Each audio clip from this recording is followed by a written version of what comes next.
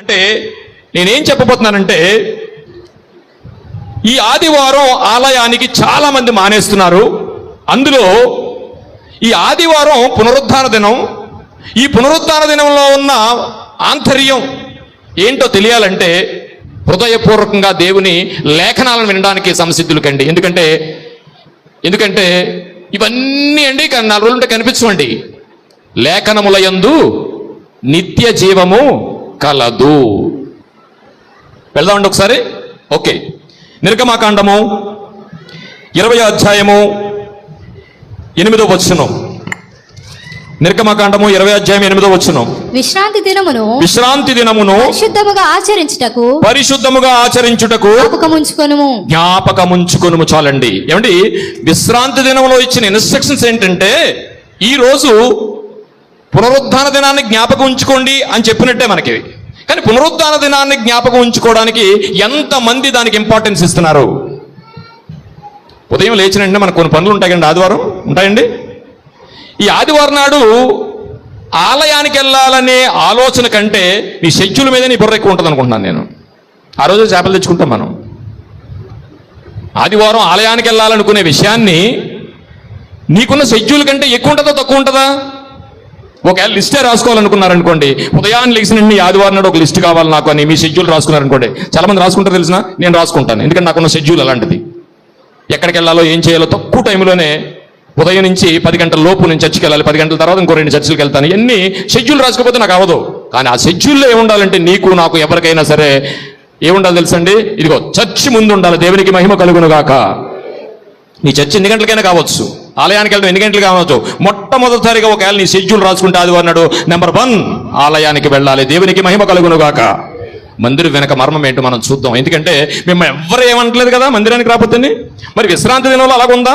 విశ్రాంతి దినం ఏంటో చూస్తే నేను సోరి కింద చెప్తాను. విశ్రాంతి దినం ఏంటో మనకు అర్థమైతే తప్ప పునరుద్ధానం దినం గురించి మనకు తెలియదు. ఇప్పుడు విశ్రాంతి దినము ఎలా ఉందో దాని ఆంక్షలు ఏంటో మనకు తెలియాలనుకుంటే మొట్టమొదటిసారిగా అక్కడికి వెళ్ళి విశ్రాంతి దినము పరిశుద్ధముగా ఆచరించుటకు జ్ఞాపకముంచుకొనుము ఏంటి, మర్చిపోకూడదండి దాన్ని. అంటే దాని అర్థం ఏంటి? ఉదయాన్నే లేచిన ఆలయం గురించి నువ్వు నెంబర్ 1 రాసుకోవాలి. దేవునికి మహిమ కలుగును గాక. నెక్స్ట్ 9వ వచనం. 6 దినములు నీవు కష్టపడి నీ పని అంతయు చేయవలెను. 7వ దినము నీ దేవుడైన యెహోవాకు విశ్రాంతి దినము. దానిలో నీవైనను నీ కుమారుడైనను నీ కుమార్తె అయినను నీ దాసుడైనను దాసి అయినను పశువైనను ఇండ్లనున్న పరదేశి అయినను ఏ పని చేయకూడదు. ఎందుకండి ఇవన్నీ మనకి? ఇవన్నీ ఎందుకు? మనం ఏదో ఉదయం లేచి టిఫిన్ చేసుకుని ఆ చర్చికి వెళ్ళిపోతాం కదా. దాసుడు ఎందుకు, దాసి ఎందుకు, దోళ్ళు ఎందుకు, కోళ్ళు ఎందుకు? కానీ ఇవే అడ్డం వస్తాయండి మనకి. ఇవే అడ్డం వస్తాయి ప్రియులారా. ఆ రోజున్న కల్చర్ ఏంటంటే, ఇదిగో నీ దాసికి కూడా సెలవు ఇవ్వమన్నాడు. ఎందుకు? దాసికి ఎందుకు సెలవు ఇవ్వమన్నాడు తెలిసినా? కానీ ఈ రోజు అది ఎవరండి? నిజంగా మీ ఇంట్లో పనిచేసే ఆవిడ క్రిస్టియన్ అయ్యి ఉంటే సెలవు ఇవ్వగలరా మీరు? 2 గంటలు ఎక్కువ చేయించుకోవాలి. ఎందుకంటే మన షెడ్యూల్ మనకు ఉందిగా. ఆ రోజు ఎందుకు పెట్టాడంటే నువ్వు ఆలయానికి వెళ్తున్నావు కదా. ఎందుకు? దేవుణ్ణి ఆరాధించడానికి. నేను ఒక మాట అడుగుతాను, నీ వల్లే నీ పొరుగువాడిని ప్రేమించంటే అర్థం ఏంటండి? ఇదే. నువ్వు ఎందుకైతే ఆరాధనకి వెళ్తున్నావో ఆ ఆరాధన నీ పొరుగువాడికి కూడా ఆప్షన్ ఇవ్వాలి కదా. నీ వలే నీ పొరుగువాడిని మాట యందు ధర్మశాస్త్రం అంతయు ఇమిడి ఉన్నది. బైబిల్ అంతానంటండి నీ వలే నీ పొరుగువాడిని ప్రేమించనే మాట యందు అంతా కలిసి ఉందటండి. ఇప్పుడు అది దాని గురించి. ఇకపోతే దూళ్ళకి సెలవు. ఎందుకంటే దూళ్ళగాసి కూడా ఒకటి ఉంటాడు మనకి, వాడికి కూడా సెలవు ఇవ్వాలి. సో పునరుద్ధాన దినానికి విశ్రాంతి దినానికి తేడా అంటే విశ్రాంతి దినంలో ఇన్ని క్వాలిటీస్ ఉంటాయన్నమాట. నెక్స్ట్ కీర్తనల గ్రంథము 122వ అధ్యాయము 1వ వచనం చదువుకుందామండి.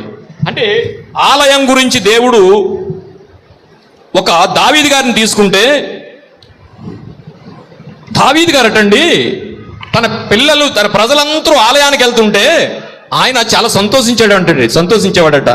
యెహోవా మందిరమునకు వెళ్ళదమని జనులు పలుకగా నేను సంతోషించి తిని.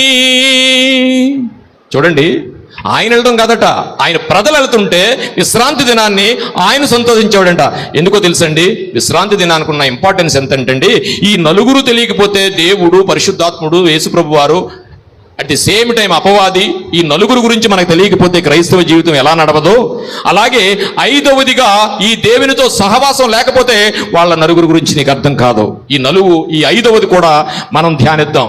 ఎందుకంటే విశ్రాంతి దినాన్ని ఇజ్రాయేలీలకు ఇచ్చిన 10 ఆజ్ఞలలో విశ్రాంతి దినం ఒక ప్రధానమైన పరిశుద్ధమైన ఆజ్ఞ. ప్రియులారా, ఏంటండి 10 ఆజ్ఞలలో విశ్రాంతి దినము ఒక పవిత్రమైంది, పరిశుద్ధమైంది. దాన్ని ఆచరించడానికి దేవుడు చాలా ఇన్స్ట్రక్షన్స్ తీసుకున్నాడండి. అయితే చూడండి, ఇప్పుడు మనం ఆలోచించాల్సింది ఏంటంటే ఈ పునరుద్ధాన దినం నుంచి విశ్రాంతి దినంలోకి వచ్చాం కాబట్టి ఈ విశ్రాంతి దినాన్ని యేసు ప్రభు వారు ఆచరించారా లేదా, లేకపోతే మహాశయుడు పౌలు గారు ఆచరించాలా లేదని మనం చూసుకోకపోతే మనం ఒక స్టాప్ పడిపోద్ది అక్కడ. అందుకని లూకా సువార్త 4వ అధ్యాయము 16వ వచనం.